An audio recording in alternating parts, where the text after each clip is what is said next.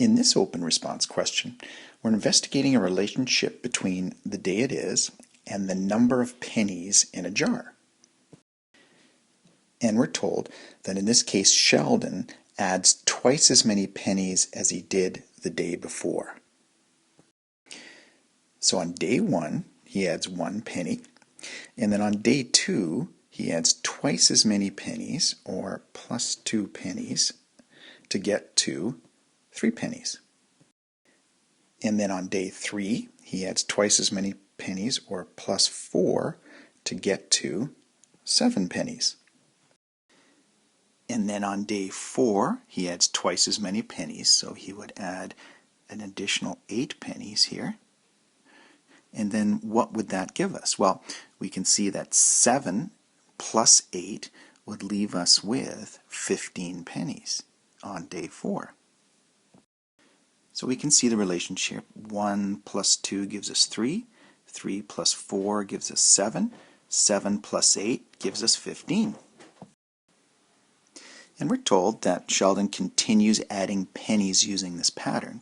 Well, if he's going to double the amount of pennies each day, then we can see that on day 5 he's going to add an additional 16 pennies, or twice 8. So how many total pennies will he have on the end of day 5? Well, 15 plus the 16 would give us 31 pennies. Now let's compare the left column and the right column. We can see that the right column is going up by 2, by 4, by 8, by 16, or doubling each time. Whereas the left-hand column is going up by 1, by 1, by 1. In other words, we're increasing the amount of days by 1 each time. Now we know for something to be linear, the rate of increase would be constant. So we can see this rate of increase is constant, but this one isn't. So we can sort of tell that it's going to be a nonlinear relationship, but let's make sure by sketching the graph here and confirming that. And normally what we do is the left-hand column is usually the x-axis, so we put here that this would represent the day. And the right-hand column is usually the vertical axis, or the y-axis, so this would represent the total number of pennies. Okay, so we've got 5 days, so let's say that every 3 lines here would be a day. 1, 2, 3, make it day 2, 1, 2, 3, make it day 3, 1, 2, 3, make it day 4, 1, 2, 3, make it day 5. Now on the vertical axis, we got to go all the way up to 31, so maybe what we'll do in this case is just simply say every line is a penny, so this is like 1 and 2 and 3, etc.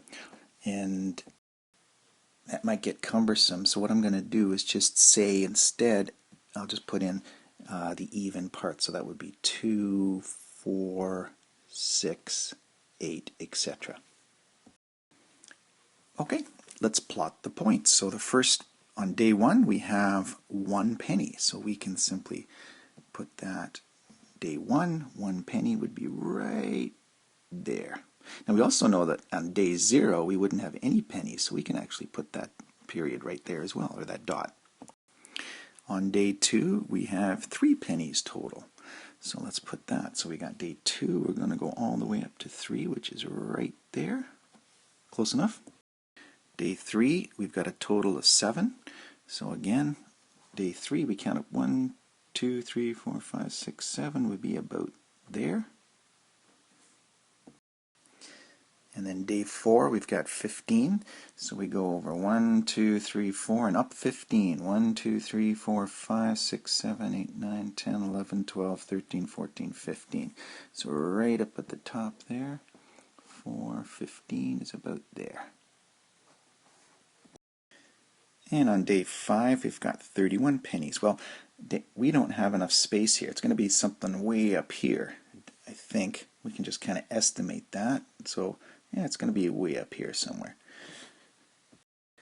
And so what we do is we draw a smooth line through all the points as best we can. So the graph's going to look something like this, etc., all the way up to the top there.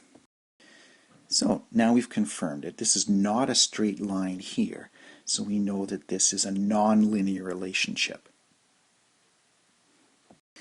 And we've confirmed it in two ways. The first way is that the rate of change is not constant. And we got that from the table of values here. And the second way that we've confirmed it is that the graph is not a straight line. So if the rate of change is not constant and it's not a straight line, then we know we have a non-linear relationship.